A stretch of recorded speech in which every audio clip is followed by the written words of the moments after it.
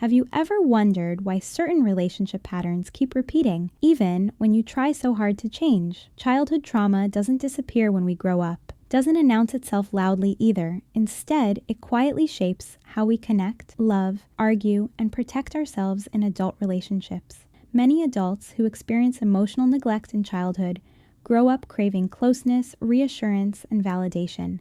But when they finally receive love, they may feel uncomfortable, suspicious, or overwhelmed. They want intimacy, yet something inside them says it isn't safe to fully relax. This can lead to pulling away just when a relationship starts to feel secure. For some, love in childhood was inconsistent. Affection depended on good behavior, achievements, or emotional silence. As adults, this often turns into people-pleasing. They overgive, apologize too much, and suppress their needs, fearing that speaking up might lead to rejection or abandonment. Others grew up in homes filled with conflict, unpredictability, or emotional tension. They learned to stay alert, constantly reading moods, anticipating reactions, and preparing for emotional shifts. In adult relationships, this shows up as overthinking, anxiety, or emotional exhaustion, even when nothing is technically wrong.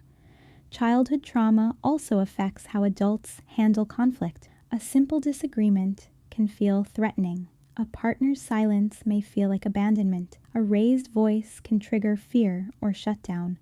The body reacts before the mind can catch up, responding to old wounds rather than the present moment. Some adults cope by becoming emotionally distant. They avoid vulnerability, keep conversations surface level, or leave relationships as soon as feelings deepen. Distance becomes a form of control, a way to stay safe and avoid being hurt again. These patterns are not weaknesses. They are survival strategies learned by a child who had to adapt. But what protected you back then may now be preventing healthy connection. Healing begins with awareness. When you recognize these patterns, you can start responding with intention instead of reacting from fear. You can learn to set boundaries without guilt, communicate needs without panic, and choose emotional safety over emotional familiarity. If this feels personal, it's not because something is wrong with you. It's because something happened to you. Subscribe Parents Hub for more insights on trauma, relationships, and emotional healing, and share this with someone who might need this reminder today.